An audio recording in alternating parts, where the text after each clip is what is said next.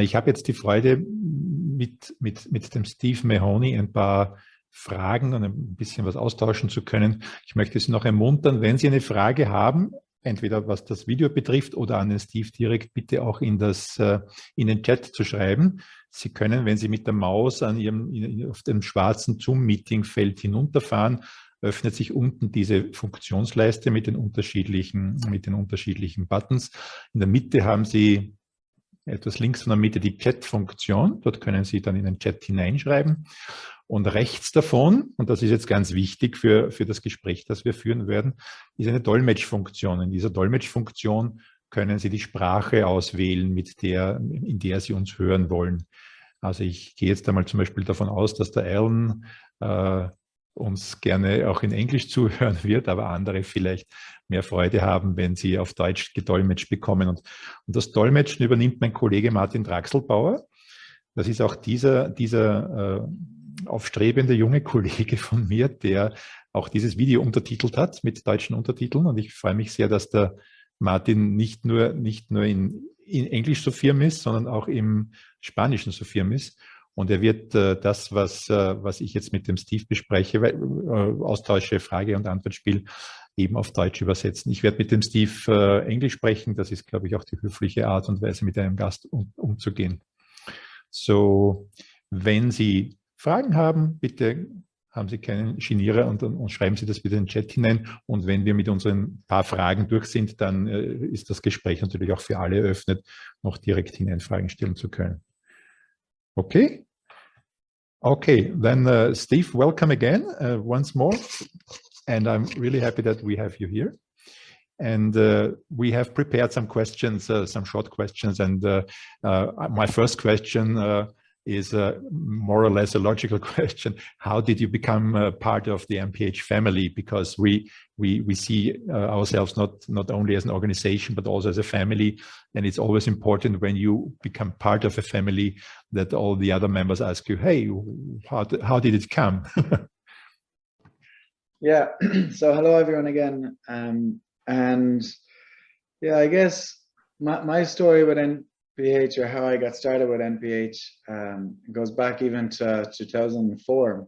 I had, at the time, my uncle used to work in the fundraising offices in the States, in the USA.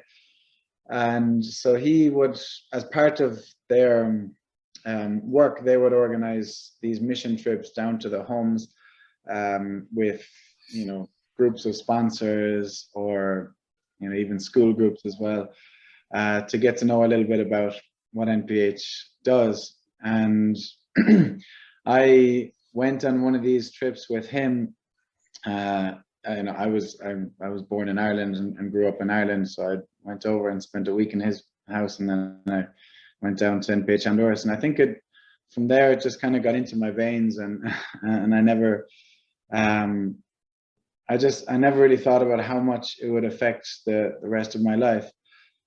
Even the next year, in 2005, I went 3 times to the home in Mexico again, and I always had it in the back of my mind that I wanted to do a volunteership. And I think anyone that's been to one of the homes in NPH knows how it touches your heart. And I remember even the day right before we left NPH Mexico, the visitor coordinator at the time, he spoke to all of us, and kind of, we would do these reflections and talk a little bit about what we had experienced during the week, what we had felt during the week. And he had motivated us to, as each one of us was going to go back to our home country, and go back to the rush and busy lives that we had and everything. He had said, remember that we're still here. And as I, went through my later teenage years and even in university, I always had that in the back of my mind. And it was more than just NPH is still here, or NPH Mexico is still here. For me, it was people in need are always there. And despite the fact that sometimes it feels like a problem that you can't do anything about, but every little that we do is something, and it's a little more. And I think that each one of us has has something to offer to people in need, and that was kind of the image that stuck with me. And when I finished my university, I think life and reality got in the way a little bit, because I ended up working in an investment bank in London for a couple of years, but I always had that in the back of my mind. And so in 2016, I took the decision to quit my job, and I applied to be a volunteer in NPH Honduras. So you changed from the dark side. So you changed from the dark side to the good side of life. Exactly, yeah, for sure, the dark side. So then I did a volunteership in NPH Honduras for a year. I started then at the time to work with the then national director, Stefan Feuerstein, and he hired me then as assistant director for 2 years, and then when he left, I stayed on. So I've been there 7 years now in total, and it's a place that changes you, and when it does, it's something that you wish you never changed back. Yes, I met your uncle, I think the first time 12 years ago or so, when he was still director in one of the US offices, and Jim could really convince a young man to do a better job than in investment banking, I'm sure. Exactly right. Yeah. You talked about your education. What did you finish? You finished your studies in which field of work? Was it finance management or? No, it's funny. I actually, so I studied computer science and Spanish, and when I started to work for Credit Suisse, I started as an IT project manager, and I did that for about 1.5 years. And then I moved closer to finance. So I was working as a business analyst, where I would be the intermediary between the business side, was bond trading at the time, and the IT side. And then I moved back to just regular project management for a year. And so, yeah, it was, that was more the financial side. And I always, even the whole way along, even in school, I would do volunteerships wherever I could. I remember, I'd done the NPH volunteerships that I mentioned, and then I had did a week-long thing or a 2-week-long thing, I think, in a home for disabled children in Ireland, in Limerick City.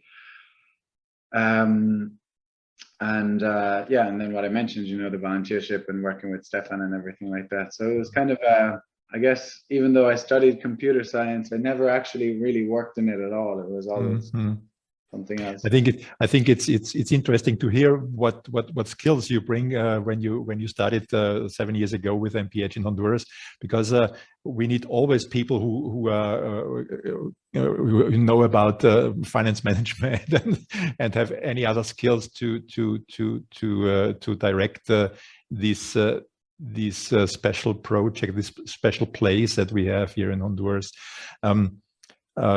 Steve, we heard in the news in the last news of the last days about Hurricane Julia. With the hurricane hit not only Honduras but the whole Central American coast, and of course it's hurricane season now, and the hurricanes come every week or every other week.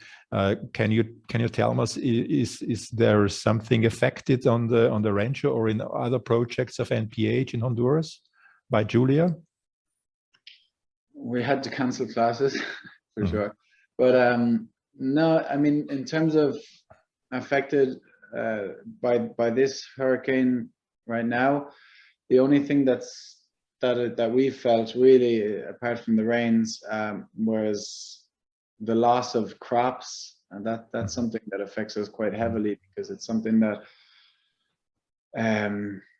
for example, yesterday I was talking to the head of the farm, and he was saying, again, we had lost all of our carrots, and that's something that, it's 120 meters of carrots. We were talking about carrots for the whole month for more than 500 people, that you then have to buy, because obviously vegetables are quite important for the kids. And so those types of implications we always have. Again, like right before that, we had lost 2 months worth of onions, which again just converts itself into a fairly heavy cost. We've been lucky in the sense that we've not had any real structural damage to any of the buildings, or even worse, you know, we haven't had, thanks be to God, we haven't had any you know, people getting injured or anything like that. We live in like the ranch where it's situated, it's actually quite high, and so the major damage gets done in the north of the country usually, where it's a bit more low-lying, and then you have rivers that break their banks and a lot of flooding. And that did happen a lot with this Hurricane Julia. We talk a lot about climate change in all our countries, I think, meanwhile, and we had I think the hottest summer here in Europe that people ever used to see. And I think, do you think that climate change is an issue also for our operations, or for countries like Honduras, because it's more and more extreme that weather phenomena are affecting not only crops but houses and floods and so on. So it's what we see in the news about more extreme weather. Is this climate change also reality in Honduras, and how do you deal with that? Absolutely, we're constantly at risk when it's hurricane season. I mean, just this season alone, they were predicting that there could be between 20 and 30 extreme weather events in Honduras. Now that varies in size, of course, and so it becomes a very real risk for our agriculture programs. And when, you know, here in NPH Honduras, we have 30 acres of cropland. Now the majority of that is maize, corn for the cows. We have more than 200 cows. And this year we were very, very lucky, because we actually got in early planting the corn, because we've made the investment recently of what they call these aspersores, irrigation mechanisms, and that means we can plant earlier in the dry season. And so if we plant early in the dry season, well, then when the large rains come, the plant is already big enough that it can withstand. So we've had a lot of luck in that sense, that our major crop, the corn, hasn't been affected, but the other kind of month-on-month crops that we need to do, the carrots, the onions, they're always at risk, and it just turns into a big financial problem for us.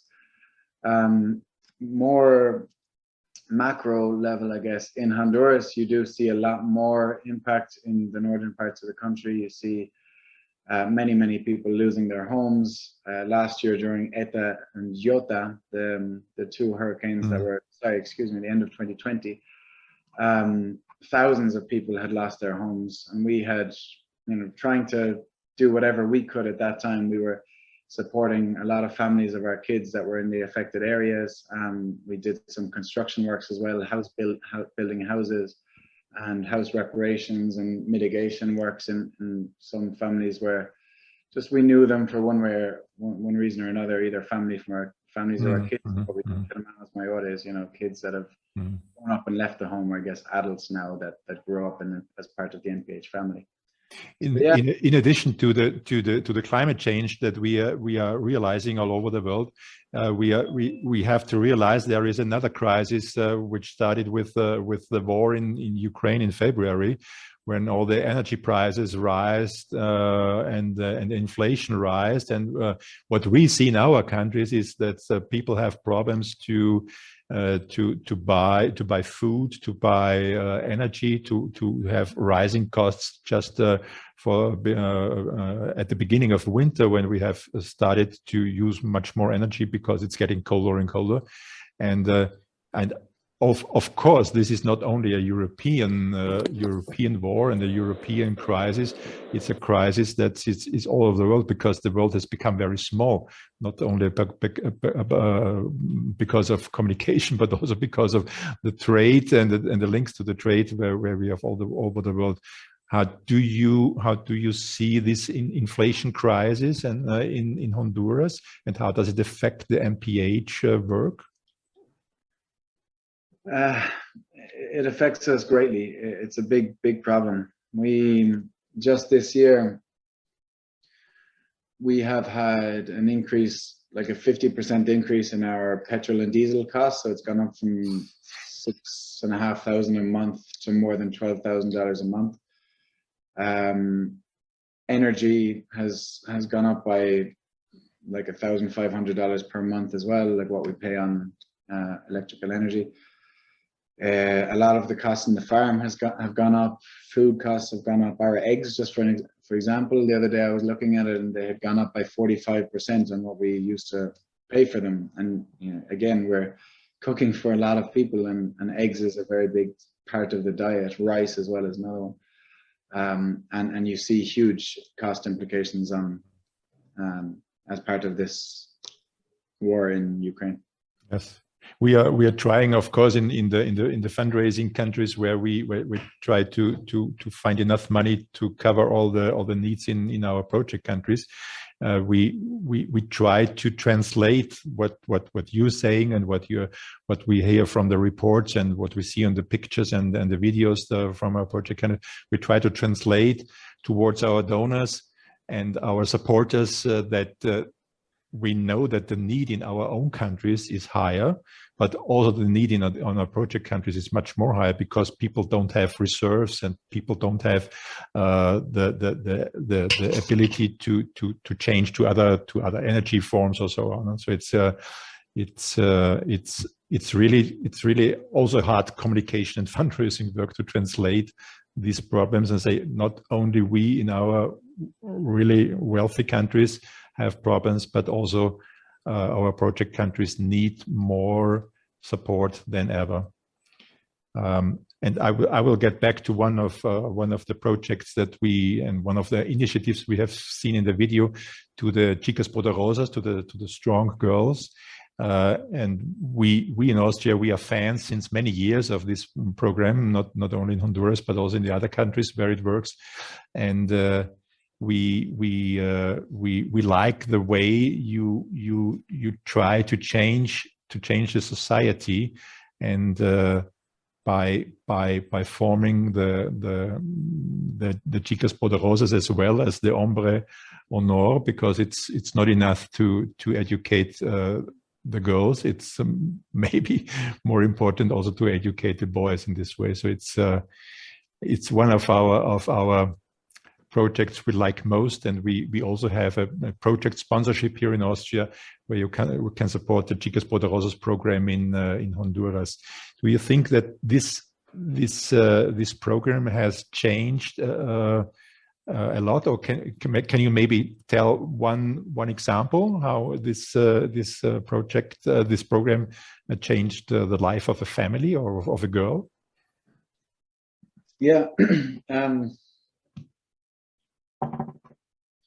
Okay, so I think one good example is a girl named Scarlett, who's the sister of Natalie, who's speaking in the video about Chicas Poderosas. I can't remember. I don't know if you remember. So Scarlett she comes from a community called just outside of Mata de Plátano, a very, very small community. And she has been, when she started very early as one of the girls in the Chicas Poderosas program. As you say, it's one of these programs that maybe it's hard to conceptualize it for at least, you know, when I first came to NPH and I was seeing this program coming from, you know, my European eyes, I was seeing that, you know, why is such a thing so necessary? But then you start to see that culturally, the way that people way that people see women, and also women see themselves in a lot of these communities. It's a very, I would say, traditional way of thinking, that very much the girl's paradigm is, I reach my 14 years of age or 13 years of age sometimes, and my parents then decide that it's time for me to get married or start a family. And you mentioned the boys, it's the same thing. They finish 6th grade at their 12 years of age or 13 years of age. And suddenly it's time to, you know, get on the fields and start working on the coffee production. That's the way people think. And that's so ingrained in the community mentality in some of these places, that the people really don't see other horizons. They don't see anything else as even an option. It wouldn't even enter into their heads a lot of the time. Scarlett was one of these girls. Her mother had little or no education. Her father had left the family home years before, and she was a very, very bright young girl, and just, you could see that she had so much potential. And so she started as Chica Poderosa, and she was in the program for a number of years, and then she also qualified for one of our scholarships. She's been in the program now for maybe 8 years and is now studying in the university. She's one of the, if not the first person in the history of her community to study in a university. And that is just an amazing achievement. If you look at someone from that sort of context and that sort of reality, and how she's managed to change her own paradigm, but more importantly than that, it's incredible to see that the impact of her success and what that means for others. Because her younger sister, who is speaking, Natalie, who's speaking in the video, she's another girl who has just followed her older sister's footsteps. And there's so many other people from the community that are starting to see these changes and starting to see the value in these types of programs. So the Girls Empowerment Program, it's not just about, you know, their, I guess, changing their value system. It's more about changing the way that they see the world and teaching them to dream differently. And it's something and of course it's about being a role model for your own family, for your younger sisters, for your cousins, for your girlfriends, and so, because if one girl is successful, all the others see how it is possible to be successful in this way. Yeah? That's wonderful. And this is one of the reasons why we like this program so very much, and we will also do in good old Austrian tradition our online campaign before Christmas to find enough money to support this program as well in Honduras. So yes, well. Thank you very much, Steve, not only for your time being here, but also for all the work you're doing. I know it's this is not a 9-to-5 job like maybe in computer in the computer branch or so.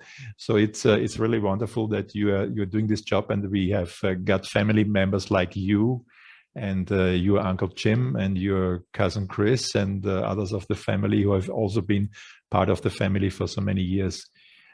Yeah, I just want to ask the group and if there are any other questions,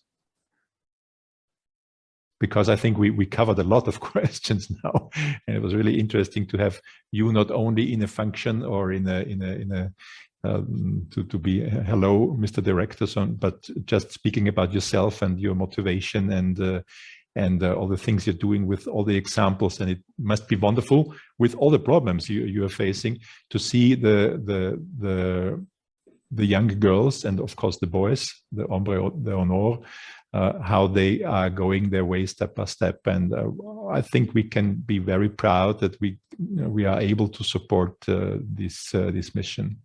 Thank you very much, Steve. And now I will change back to German, because it's time for my final words, and I will do this in German to Germany, of course, yeah. Okay. And just before you do that, I just like to say thanks, take the opportunity to say thanks to everyone that's on the call, because I know Wolfgang, we very often, or not so often, but we at least get to see you and get to see our team members from time to time, and say thanks for the work that they do, because of course we would not be able to do any of this without the work of the offices. But it's not all the time that we get to say hello to all of the people that also make NPH Honduras family a place that works, and a place that changes the lives of so many young children. We have just this year, sorry, at the end of this year, we'll have nearly 10 new university graduates, and I just think what they have come from and what they have gone through in the beginning of their lives, and to be able to go through such a transition process and really have not just their lives, but like you say, their children's and their families' lives completely changed because of what NPH Honduras does. And so I just want to say thank you to all you guys and all of the supporters of NPH Austria for making all of this possible. De nada.